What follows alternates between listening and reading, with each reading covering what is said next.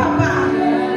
Terima kasih Roh Kudus. Berbicaralah kepada kami. Urapi kami semua, sembunyikan kami di belakang salib Tuhan Yesus. Biar kami mengerti, biar kami taat apa yang Engkau berikan kepada kami. Kami siap melakukan. Kalau ada masih yang tertinggal di dalam hati kami, dalam ruangan ini, roh-roh yang tidak berfungsi selain Roh Kudus-Mu Bapa, kami bersatu hati di dalam nama Tuhan Yesus Kristus. Kami tarik keluar, keluar, keluar, keluar, keluar. Ibadah ini adalah kepunyaan Engkau ya Bapa, kepunyaan Roh Kudus. Di dalam nama Tuhan Yesus Kristus kami berdoa dan mengucap syukur. Katakan bersama-sama, haleluya, amin. Silakan duduk. Puji Tuhan, saudara yang terkasih dalam Tuhan Yesus. Terima kasih Tante. Puji Tuhan, kita kembali lagi di dalam ruangan gereja ini untuk bersama-sama belajar, untuk bersama-sama mengiring Tuhan Yesus, untuk bersama-sama kita nanti akan mendapatkan mahkota kerajaan surga. Amin. Puji Tuhan, saudara yang terkasih. Pada pagi ini saya ingin bertanya di dalam segala keadaan. Saudara yang terkasih pada Tuhan Yesus, pada saat ini baik-baik saja? Sehat-sehat saja? Puji Tuhan. Sebentar lagi kita akan memasuki tahun 2023. Tinggal dihitung berapa hari lagi. Dan bulan-bulan ini banyak sekali perayaan Natal.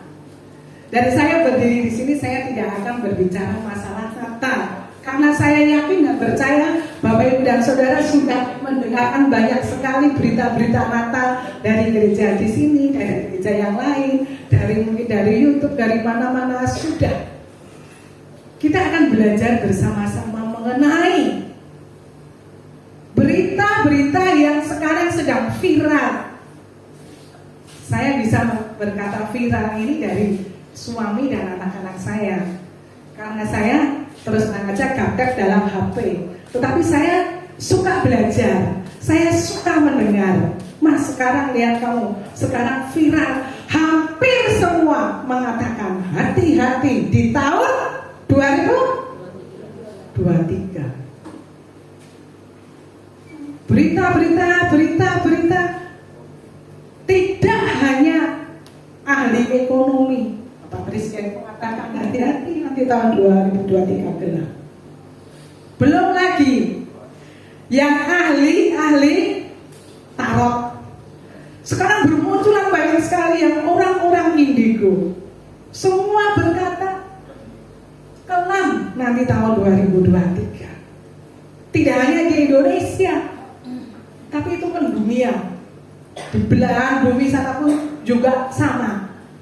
Beberapa waktu yang lalu saya mendengar tahun 2023 nanti akan banyak PHK lagi. Aduh, bagaimana ini? Kalau kita mendengar berita-berita tersebut, omongan-omongan tersebut, bagaimanakah posisi kita? Pasti kita akan menjadi lemah. Pasti kita akan membuat sesuatu rancangan-rancangan. Harus begini nanti, harus begitu, harus begitu, harus begitu. Itu yang ada di dalam pikiran kita masing-masing untuk menghadapi tahun 2023. Tetapi saudara yang terkasih, ada satu pertanyaan yang kadang di dalam hati saya berkecamuk seperti ini. Loh, itu kan belum terjadi. Ya kan Bapak Ibu? Belum kita lewati. Loh, itu kan berita. Loh, itu kan prediksinya. Loh, itu kan dugaannya. Tetapi pada saat ini kita mau belajar bersama-sama. Apakah pada waktu dulu waktu perjanjian lama pun sudah ada masa sulit? Ada. Di dalam cerita sekolah minggu pun ada. pada saat kita mau belajar tentang contoh dari cerita sekolah minggu. Karena saya suka ya cerita-cerita sekolah minggu. Di situ ada juga pas waktu kekeringan, waktu kelaparan, ada banyak sekali. Apakah orang-orang di dalam perjanjian lama yang di dalam cerita itu mengalami kekurangan, mengalami kehausan, mengalami apapun? Tidak, diluputkan dengan caranya Tuhan. Nah sekarang pertanyaannya, apakah kita ini anak-anaknya Tuhan? Ya? Amin.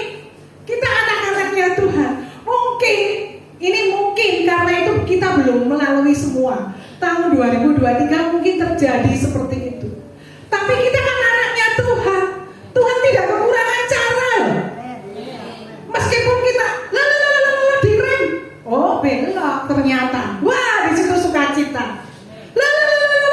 Sudah masuk satu. Oh direm dulu direm. Roh Kudus berhenti anakku. Kamu mundur terus ke kiri. Loh iya ya Tuhan. Ternyata lain karena kita dengar dan melakukan. Nah saudara yang terkasih, mari kita belajar bersama-sama tentang, ayo silakan, cara Tuhan yang tidak terduga. Amin. Amin. Firman ini tidak hanya untuk Bapak Ibu Saudara, untuk saya, untuk keluarga saya, untuk imam saya yang paling ganteng juga, Bapak Marsana yang hitam itu. Iya, itu untuk dia juga, untuk kita semua. Tuhan, saya punya iman yang besar bahwa caramu yang tidak terduga itu menuntun kami semua. Amin. Mari kita akan belajar bersama-sama. Ya silakan. Kita mau belajar dari Imam Elia dan janda di Sarfat. Ini kira-kira cerita sekolah minggu masalah apa ya? Siapa yang tahu? Pak Neng. Masalah apa ini? Yang keras enggak dengar.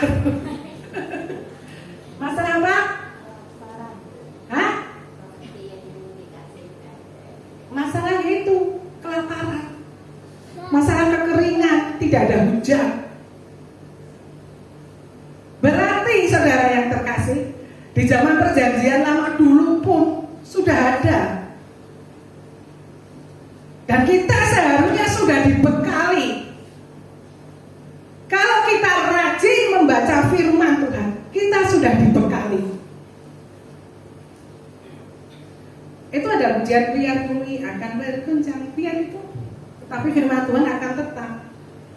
Nah ini, pada saat pagi ini, mari silakan di dalam belajar dari Imam Eli dan janda di Sarfat, di dalam 1 Raja 17 ayat 5 sampai 16. Ya, silakan lanjut.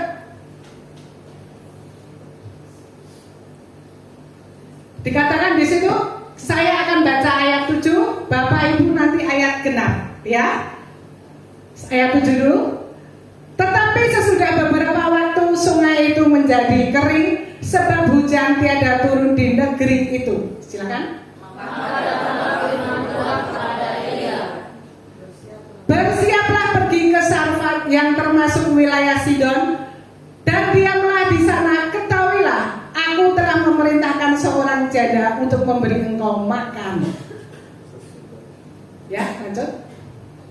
Sesudah itu ia bersiap lalu pergi ke Sarfat. Setelah ia pergi kedua orang itu, maka di sana seorang janda sedang berbuat kayu. Ia berseru kepada perempuan yang dibantahnya, cobalah anda bagi sedikit air dalam diri supaya aku minum. Ketika perempuan itu pergi mengambilnya, ia berseru lagi, cobalah ambil juga bagiku sepotong roti. 12. Perempuan itu menjawab, demi Tuhan Allah yang hidup, sesungguhnya tidak ada roti padaku sedikit pun, kecuali segenggam tepung dalam tempayan dan sedikit minyak dalam mendidih. Dan sekarang aku sedang mengumpulkan 2-3 potong kayu api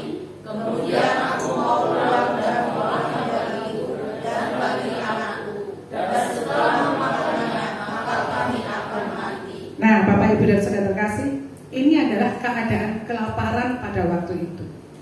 Kalau kita membaca di ayat 5, di situ Imam Elia ini pertama dia bermukim di Sungai Kerit. Yang memberi makan adalah seekor burung gagak.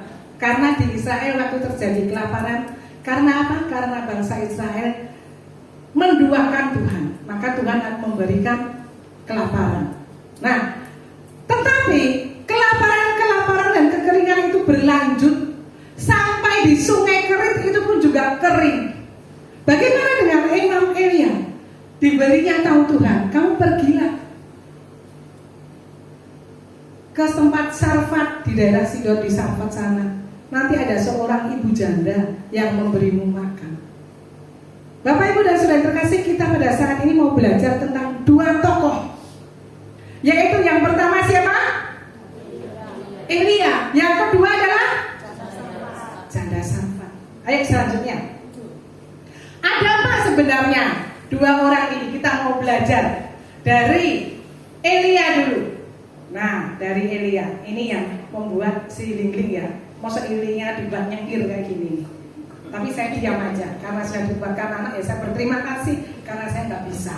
Nah, kita mau belajar dari Elia dulu.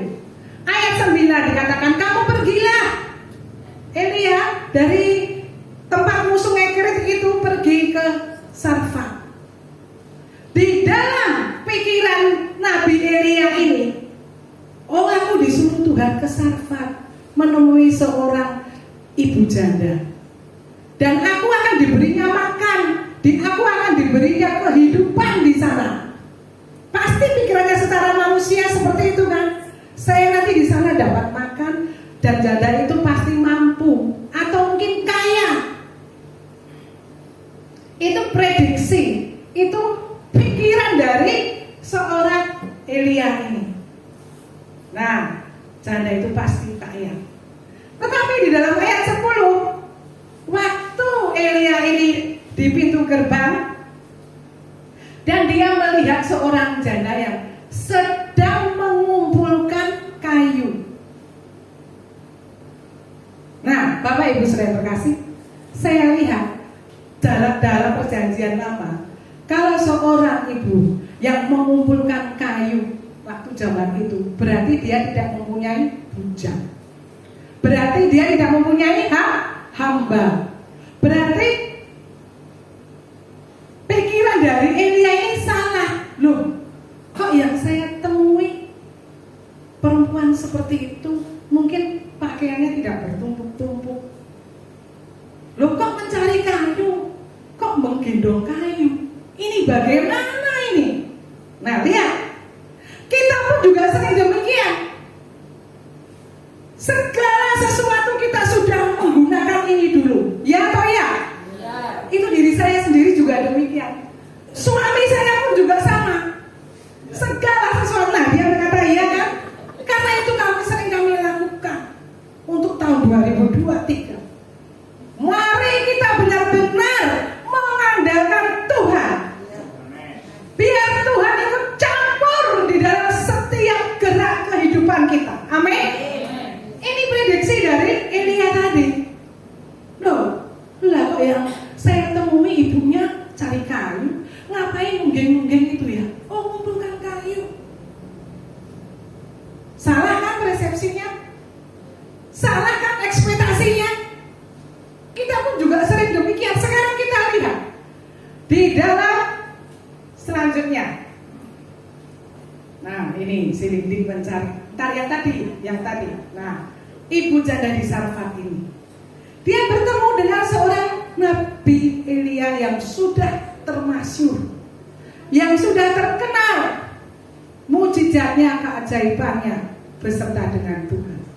Tetapi ternyata ibu ini mendengarkan dari Imam Elia, tolong berikan aku makan, tolong berikan aku minum. Loh, kaget ini ibu Elia, ibu janda di Sarfat ini. Loh, lah kok pikiranku salah? Aku mau diberkati sama bapak ini. Aku mau minta berkat. Aku mau minta ini itu. Lah kok aku yang diminta?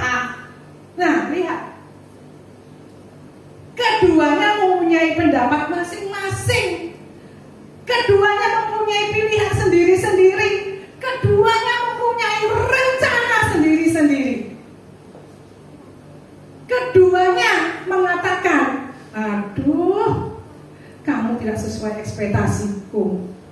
Yang satu mengatakan, aduh, salah. Faktanya semua pada menghadapi kekeringan, semua menghadapi kelaparan. Dan ini semua terjadi sering pada kehidupan kita. Salah aku.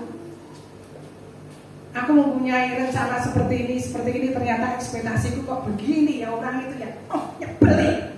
Mungkin sambil muka kita berkerut-kerut melihat dia.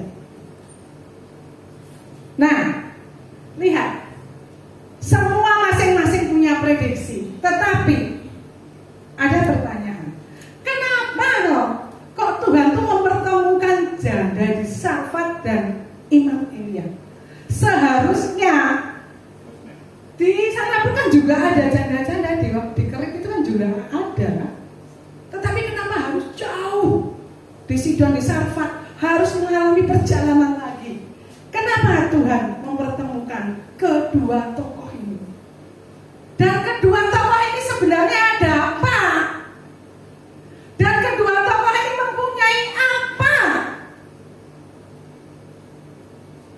Mari kita sama-sama belajar. Dan nanti kita praktekkan di dalam kehidupan kita masing-masing. Apa yang dipunyai kedua tokoh ini? Sehingga kita nanti menghadapi tahun 2023 bukan dengan sombong, tetapi ini loh Tuhan aku, ini loh Tuhan Ani, ini Tuhan Larsana, ini Tuhan yang lainnya. Ikut campurlah Tuhan.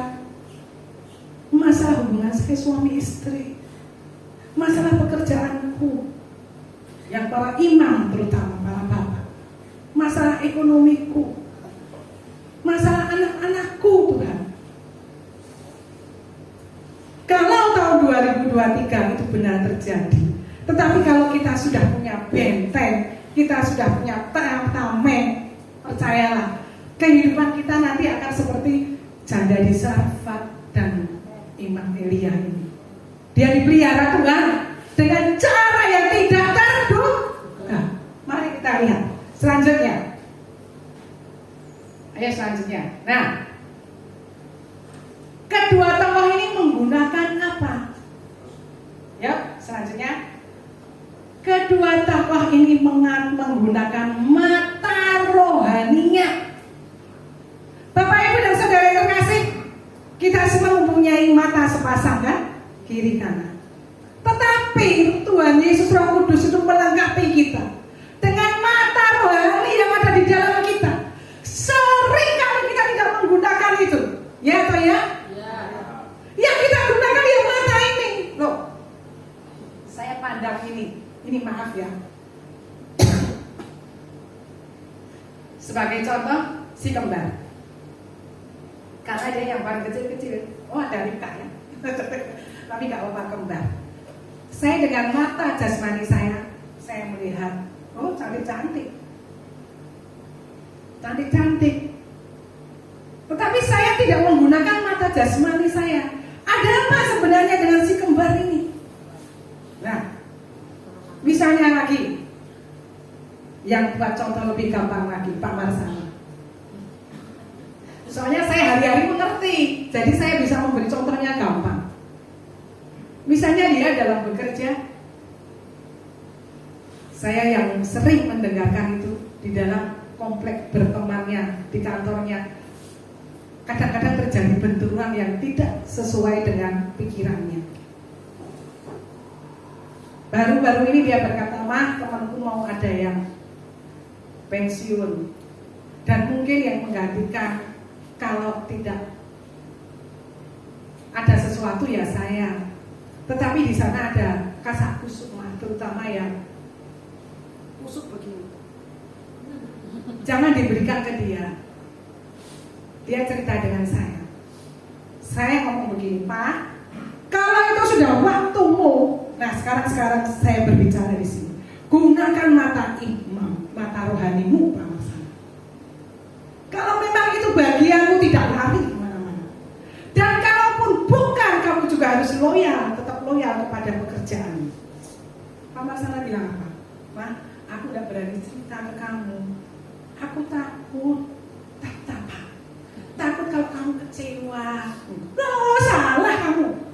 Salah kalau aku kecewa. Wah, aku punya Tuhan kok. Dan aku yakin setiap apa yang diperbuat suami saya, kalau itu memang kehendak Tuhan, pasti yes. Saya katakan dengan suami saya. Suami saya ketawa-ketawa. Saya yakin dalam hatinya, oh ternyata seperti itu ya isinya hati istri saya. Ya, saya demikian. Saya katakan dengan Pak Marsan, gunakan mata rohani. Dan tidak hanya pergunakan mata rohani saja. Perkatakan iman yang kuat perkataanmu itu di dalam segala hal. Mungkin kita mau kepentok ini. Lihat dengan mata rohani. Lihat di sini. Ayat 13, mari kita baca. Tetapi Elia berkata kepadanya, janganlah takut, pulanglah, buatlah seperti yang kau katakan. Tetapi buatlah lebih dahulu bagiku sepotong roti bundar kecil daripadanya, dan bawalah kepadaku, kemudian barulah kau buat bagimu dan bagi anakmu. Selanjutnya, ini perkataan Elia, perkataan iman yang kuat. Dan Elia setelah melihat keadaan seperti itu, dia tidak loyo, dia tidak haduh, tidak, tapi dia berbuat sesuatu, menggunakan mata rohaninya. Kalau kita menggunakan mata jasmaninya, wes tidak sesuai dengan ekspektasiku. Pak Marsana sering ngomong gedes itu.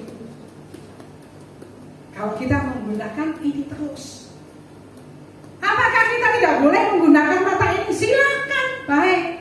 Tapi karena kita diberi juga mata rohani, ya gunakan juga. Itu suatu fasilitas dari Tuhan. Itu diberikan kepada anak-anak Tuhan, itu suatu fasilitas yang sangat indah sekali. Mari kita praktekkan itu. Nah, sebab beginilah firman Tuhan Allah Israel, tepung dalam tempayan itu tidak akan habis, dan minyak dalam buli-buli itu pun tidak akan berkurang sampai pada waktu Tuhan memberi hujan ke atas muka bumi. Amin. Kita berkatakan seperti ini nih, bahwa tahun depan juga, tahun 2023, tepung kita tidak akan habis. Minyak kita tidak akan habis.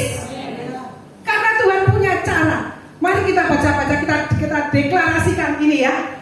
Ayat 14 mulai dari tepung. 2, 3. Tepung dalam tempayan itu tidak akan habis, dan minyak dalam buli-buli itu pun tidak akan berkurang sampai pada waktu Tuhan memberi hujan ke atas muka bumi. Amin. Saudara yang terkasih, sewaktu beberapa hari ini saya menyiapkan ini, biasanya saya itu tidak ada, maaf ya, bukan berarti semoga ada gangguan. Tetapi 2 hari ini saya merasa badan saya tidak enak terus. Tadi malam apalagi kedinginan, Pak Mas Santi yang mijati terus begini. Besok kalau kamu nggak bisa kayak apa ini, sudah pokoknya pijati dulu aja, pijati. Soalnya apa? Saya mengerti. Kita akan mendeklarasikan ini, tepung dalam tempayan kita tidak akan habis. Minyak dalam buli-buli itu pun tidak akan berkurang. Wow. Gunakan mata rohani kita. Gunakan perkataan iman yang kuat. Khusus untuk kaum pria, bapak-bapak. Tangkap kata-kata ini. Beberapa waktu yang lalu, kalau kita menggunakan mata jasmani, mungkin kita melihat tabungan kita di bank berkurang. Dan akhirnya, loh, bingung. Ada yang seperti itu? Ada. Ada. Mas saya nggak mau lucu. Ada. Loh, berkurang. Kapan saya berkata, ini saya terus terang aja ya. Itu kekasih saya itu.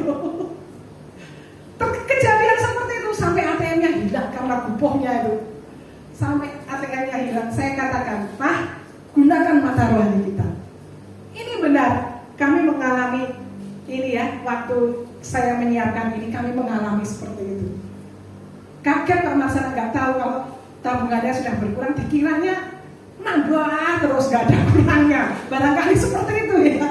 Terus sampai ATM itu hilang di mana dia nggak ngerti. Tapi sekarang sudah diurus. Saya katakan gunakan mata rohani kita.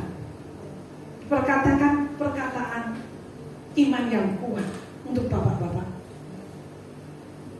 Kalau kita memandang dengan mata rohani kita, kita berkata-kata dengan iman yang kuat dan menghidupi firman itu. Tidak hanya ngomong seenaknya wil gitu, tetapi tidak menghidupi. Enggak. Tinggal kudus di dalam Tuhan. Melakukan apa yang difirmankan Tuhan. Saya yakin setiap anaknya kalau di dalam Tuhan tidak ada yang tidak ditolong. Meskipun kelihatannya kapan toh Tuhan, kapan? Tapi Tuhan tepat memberikan waktunya. Ayo selanjutnya. Ya. Terus menggunakan mata rohani. Kemungkinan dalam kemustahilan. Amin. Meskipun itu mustahil, tetapi bisa Tuhan memberikan kemungkinan. Loh, kok seperti ini ya ternyata. Loh, kok seperti ini ya. Soalnya apa? Kita melibatkan Tuhan. Terus kemenangan dalam kesulitan. Siapa yang mau kita dalam kesulitan tetapi kita menang? Amin. Itu.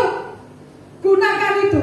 Kemenangan di dalam kesulitan. Dan kuasa Tuhan dalam kelemahan. Engkau sakit? Seperti yang pernah saya alami. Engkau terlilit masalah dengan istrimu, dengan suamimu, dengan pekerjaan. Jangan lupa, kuasa Tuhan di dalam kelemahan itu nyata. Amin. Itu. Yang kedua. Kedua tokoh ini menggunakan apa sebenarnya? Dan nanti tahun 2023 atau mulai sekarang kita praktekkan. Sudah mengatakan dalam mata rohani, menggunakan mata rohani. Sudah, ayo selanjutnya lagi. Ini agak salah ini kamu kapan ngeteknya. Lagi, Mas. Terus lagi. Ya, lagi. Nah, kalau kita menggunakan mata jasmani terus, yang kita dapatkan apa? Lemah. Yang kita dapatkan apa? Khawatir. Pernah ada khawatir? Loh, saya pernah, saudara yang terkasih. Saya didera kekhawatiran waktu saya sakit. Benar, meskipun dalam hati kecil saya tidak mempunyai pikiran mati ya Tuhan, tidak. Tapi saya khawatir. Benar itu. Tapi puji Tuhan kalau saya bisa mengalahkan kekhawatiran. Kalau saya bisa menggunakan perkataan iman dan memandang secara mata rohani. Terus ketakutan yang tadi melemahkan iman. Kalau kita terus menggunakan mata jasmani kita, padahal Tuhan sudah mengkompliti. Apa artinya ya? Bahasanya apa? Mengkompliti. Melengkapi. Sudah melengkapi dengan mata rohani. Kalau kita tidak menggunakan itu, yakin ini dapatnya membuat lemah, khawatir, ketakutan, melemahkan iman, emosi. Ketemu istrinya mau dicaplok terus saya, ketemu suaminya juga yang mau ditanduk terus saya, ketemu anaknya mau dicinta terus saya. Karena apa? Terus menggunakan mata jasmani, tidak memandang dengan mata rohani, dilengkapi dengan firman Tuhan itu. Sebagai contoh, tidak bisa dibuka nanti ya, menggunakan mata rohani. Ini kisah dari Elisa. Cerita sekolah minggu lagi. Elisa ini adalah hasil didikan dari Nabi Elia. Kalau yang suka baca firman Perjanjian Lama pasti ngerti cerita ini. Elisa waktu itu dikejar-kejar oleh Raja Aram. Karena apa? Elisa ini berkata kepada orang-orang Israel dan raja Israel, kamu nanti kalau berperang jangan lewat di situ ya, jangan lewat lembah di situ. Di situ nanti kamu disiapkan tentara-tentara orang Aram.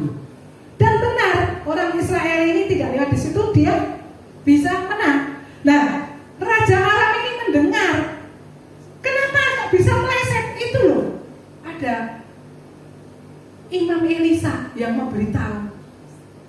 Sekarang cari di mana itu Elisa. Oh, dia sedang di Dotan, kata orang-orang Raja Aram ini.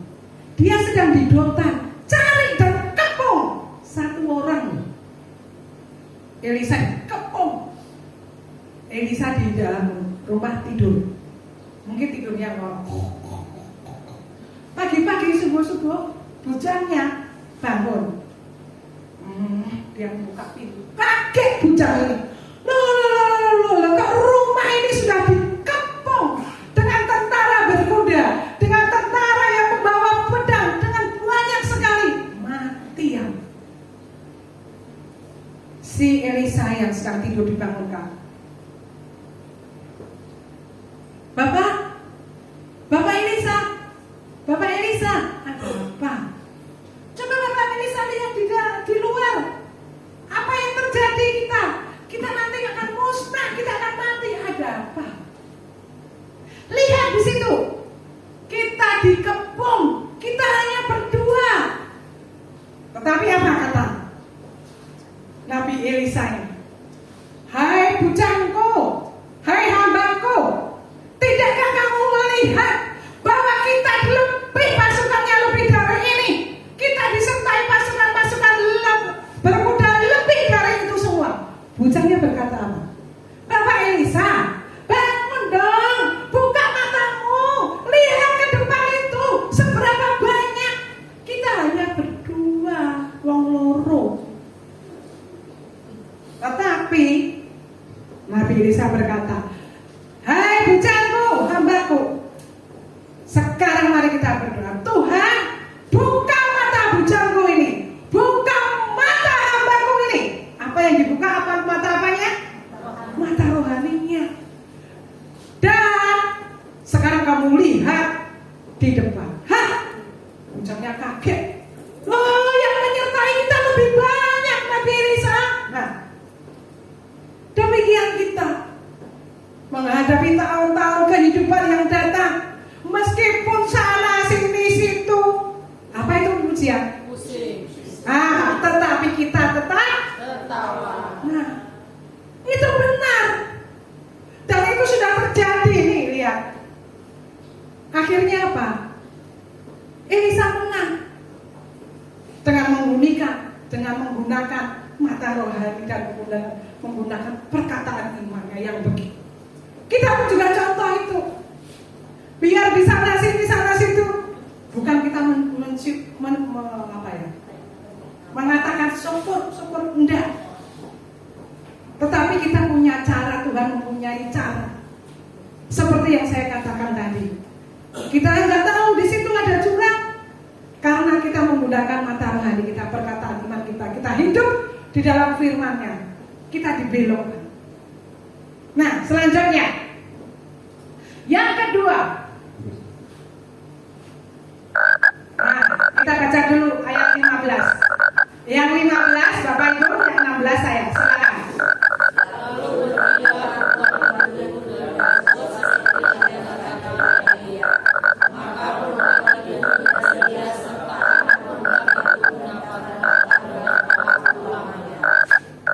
Tepung dalam tempayan itu tidak habis dan minyak dalam buli-buli itu tidak berkurang, seperti firman Tuhan yang diucapkannya dengan perantaraan Elia. Amin.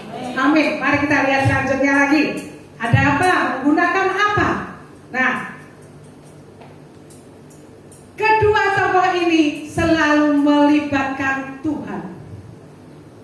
Setelah semuanya keduanya melongo, loh, lah kok tidak sesuai ekspektasi. Melongo semua. Tetapi karena mereka adalah mau melibatkan Tuhan, mau melakukan dan bersepakat. Mereka ini bersepakat loh. Coba kalau salah satu, si contohnya aja ya, si ibu janda ini. Loh, aku cuma punya ini loh Bapak, dan mempunyai ini sedikit-sedikit, habis ini aku mati. Imam ini menggunakan perkataan yang buatlah itu untuk aku dulu ya, untuk aku dulu.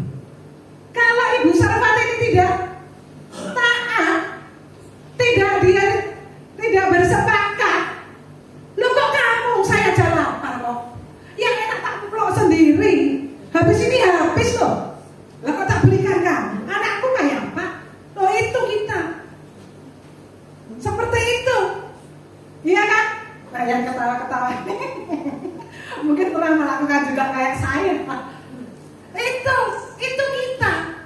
Tetapi Ibu Chandra Sarwati ini tidak, dia bersepakat dengan Nabi Elia tadi.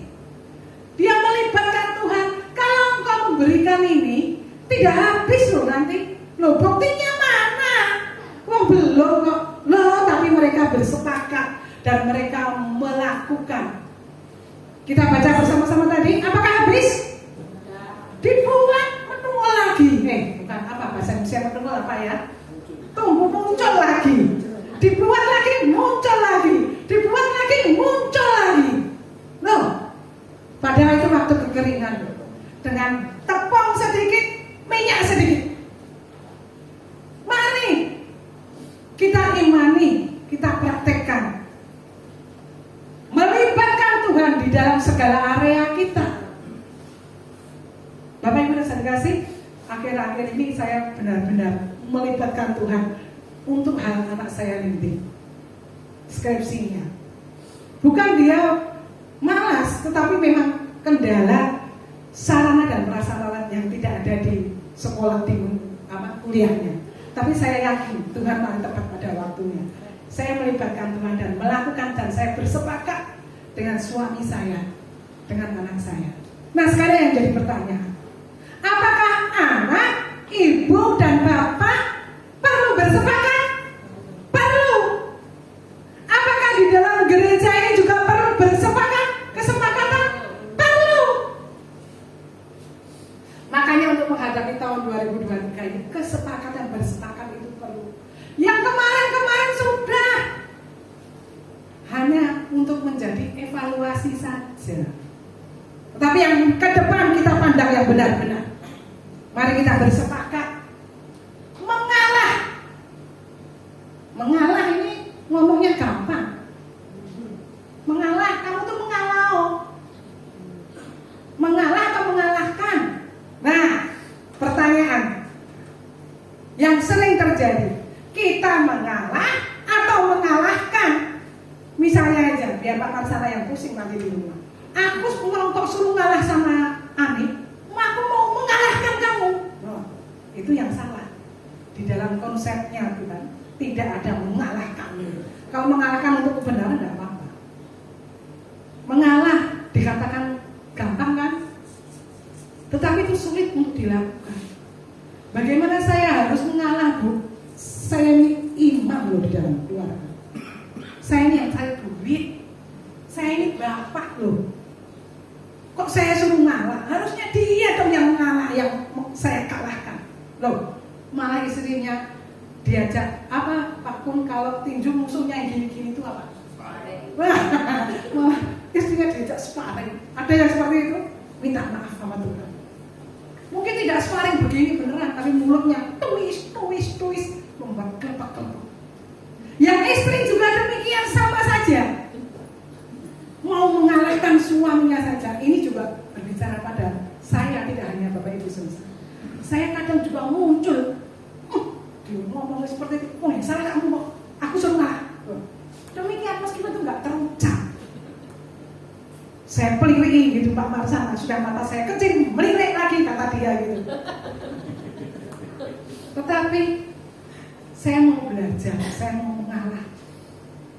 Batu besarnya kayak apa? Tetapi kalau ditetesi air, tik, diusap-usap, ngalah. Yang sebelahnya itu dikatakan diusap ngalah. Pak Marsana, siapa yang di?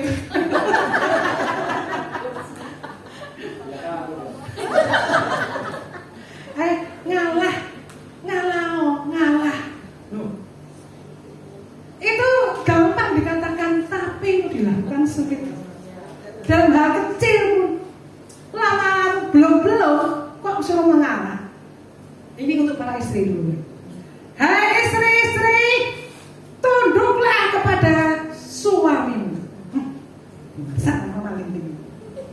Kok suruh tunduk? Saya ini punya tanduk loh. Aku tanduk itu nanti suamiku. Malah ditanduk suaminya. Ada yang seperti itu? Perbaharui mulut, jaga mulut. Kadang kaum wanita itu yang tidak disukai kalau ya kan? Nggak habis-habis kalau belum tidur. Tidur pun masih ngorok kayak saya. Kapan habisnya? Nah sekarang tadi istri, jaga mulut kita.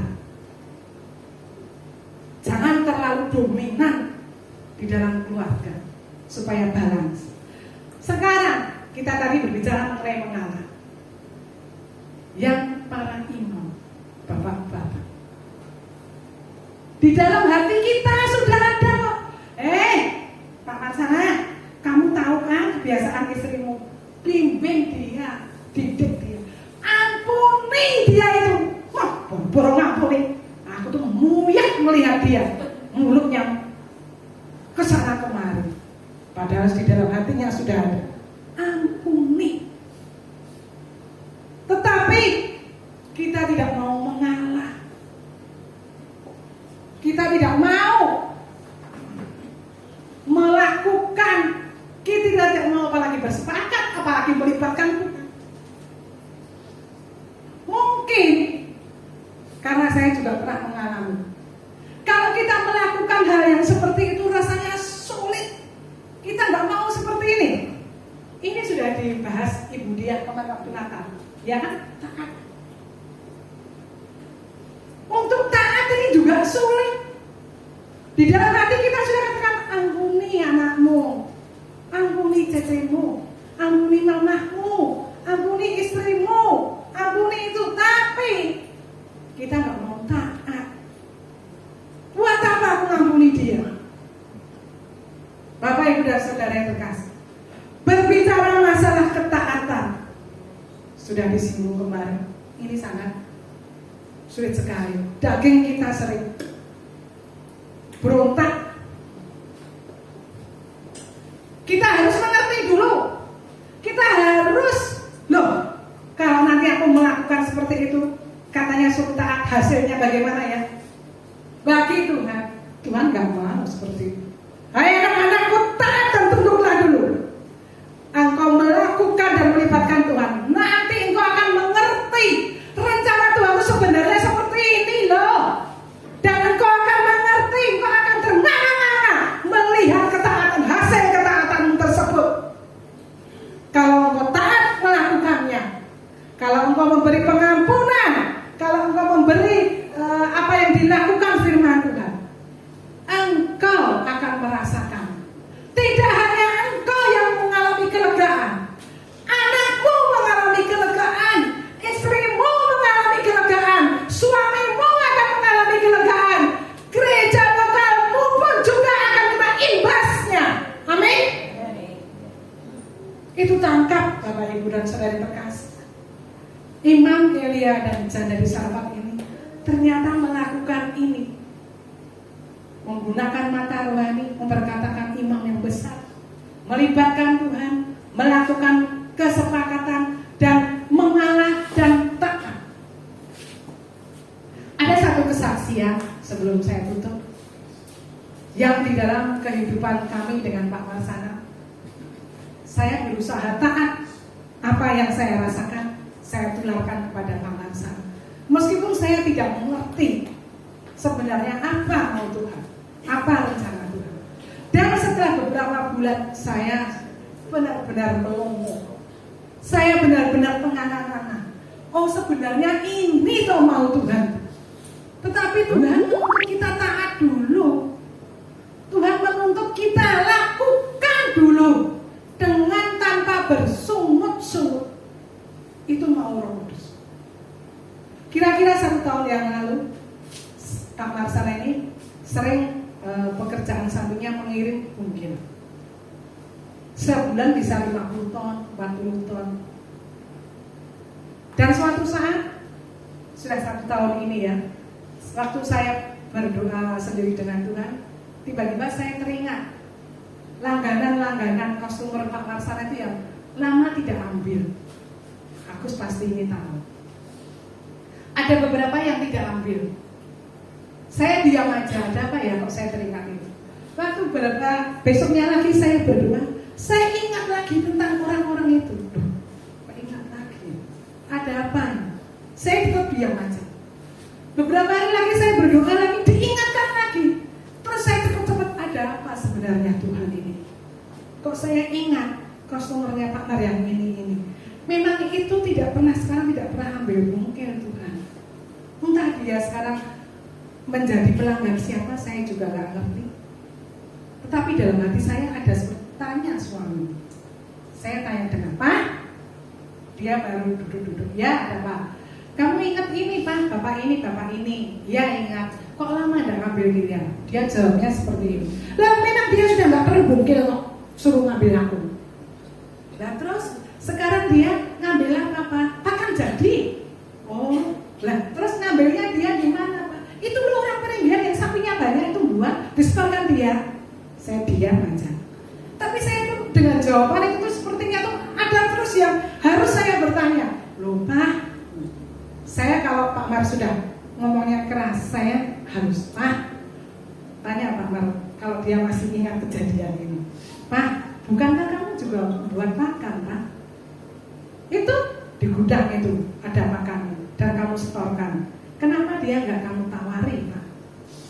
Hati saya kuat berkata seperti itu terus. Loh Pak, dia itu sudah menjadi pelanggan di sana. Loh, kan nggak apa-apa Pak, kita kan bersaing sehat. Dan juga yang lain Pak, dia makannya memakai bahan salah satunya itu daunnya sawit. Dan kamu nggak pakai itu. Kamu katanya dia konsentrat. Apa mau coba Pak di Sehelo pakai bahasamu dulu sendiri Pak. Kalau aku yang nawari, kan aku nggak bisa promosi tentang pakanmu, aku nggak ngerti.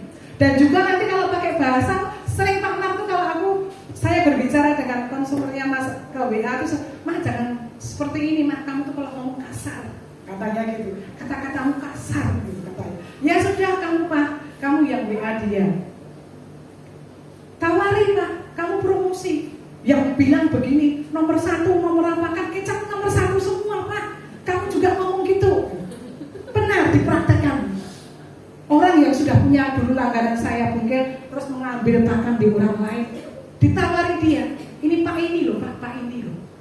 Dari 3 orang yang masuk 1, dan itu yang terbesar di Kalimantan Tengah ini. Di mana itu? Palangkaraya di dekat apa itu? Yang motor nabur pesawat. Nah itu. Bandara. Ah ya, bandara. Ya, yang di bandara itu. Aku tahu tempatnya. Ternyata Tuhan tuh punya rencana. Habis itu 4 bulan, saya dengan Pak Mar melongo. Melongonya apa? Melongo sedih karena tidak ada asupan bungkil sampai sekarang. Saya tidak cerita masalahnya apa, tetapi saya benar-benar Pak Marsana tidak bisa ngirim bungkil yang 40 ton, 50 ton. Tetapi Tuhan tetap pelihara. Ada 1 langganan yang setiap bulan tuh mengambil 16 ton pakan, kadang 32 ton, kadang 3 rit. Ternyata maksud Tuhan tuh itu. Saya dengan Pak Mar tidak mengerti dan tidak mengira akan terjadi bungkilnya seperti ini. Tetapi kalau kita melibatkan Tuhan, Tuhan ternyata sudah tahu loh. Marsana, Hani, kamu jangan ini terus. Bentar lagi itu mau KO. Sekarang ini loh, hati saya digelitiknya. Dan saya mau melakukan, bersepakat dengan Pak Mar, dan akhirnya taat. Baru saya mengerti setelah berbulan-bulan. Setelah kejadian itu seperti itu baru, oh ternyata Tuhan tuh punya rencana ini loh Pak. Nah, betapa dahsyatnya Tuhan itu. Betapa Tuhan itu sangat memelihara kita itu dengan cara yang tidak kita pikirkan, dengan cara yang tidak kita duga. Coba kalau tadi kita tidak taat, kita benar-benar kelaparan, mati, bahkan yang nggak laku. Itu dari kesaksian saya dan apa yang kita sama-sama belajar ini. Mari kita melibatkan Tuhan, kita melakukan, kita bersepakat mengalah dan taat. Mengalah itu bukan berarti kalah loh. Mengalah untuk menang. Amin. Mengalah itu untuk menang. Mari selanjutnya. Sehingga pemeliharaan Tuhan yang tidak terduga itu terjadi. Imam Elia dan Janda Safat dipelihara Tuhan dengan dahsyatnya. Mari selanjutnya sebagai ayat terakhir. Ini Yakobus 4:13 ayat 15. Bapak Ibu kajian saya dengar. Silakan.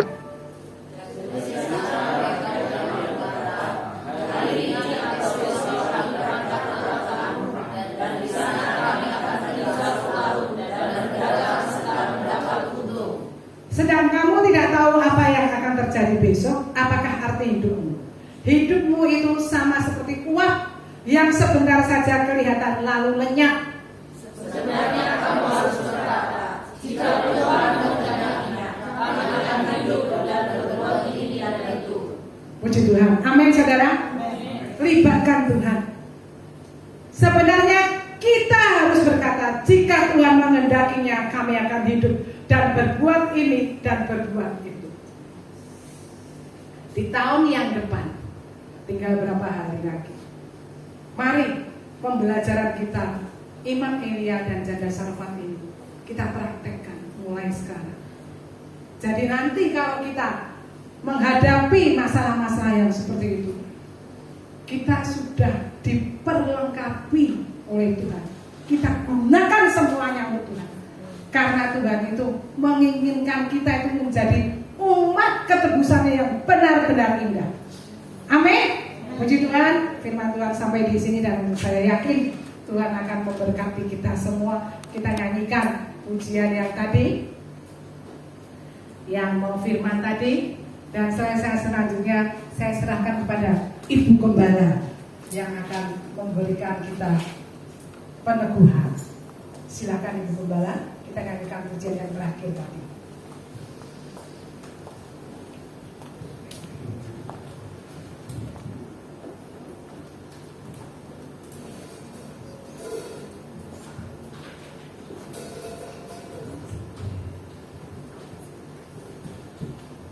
Ya, jemaat, mari kita meresponi firman Tuhan yang sudah disampaikan oleh hambanya Ibu Ani Asmono.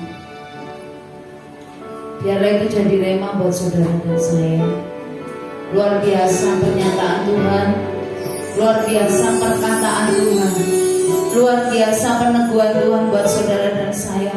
Bahkan mungkin luar biasa peringatan Tuhan buat saudara dan saya. Mari ketika pagi hari ini kita perlu bertobatlah. Mungkin saya dan saudara sudah mengeraskan hati hari-hari ini di hadapan Tuhan kepada orang-orang terdekat kita, kepada orang-orang yang kita kasih. Mungkin sekalipun kita benar, dan itu menjadi alasan untuk kita mengeraskan hati.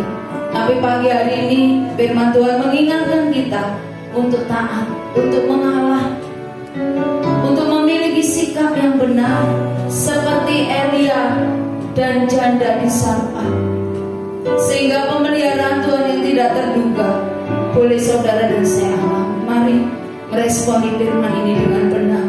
Mari bawa hati kita, bawa hidup kita di hadapan Tuhan, dan ampuni orang-orang yang sudah menyakiti saudara, yang melukai saudara. Mungkin tanpa sadar ataupun kita sadar, kita harus tahu saat ini bahwa orang-orang itu dipakai Tuhan untuk kita mengalami pemeliharaannya yang tidak terduga. Terima kasih Tuhan.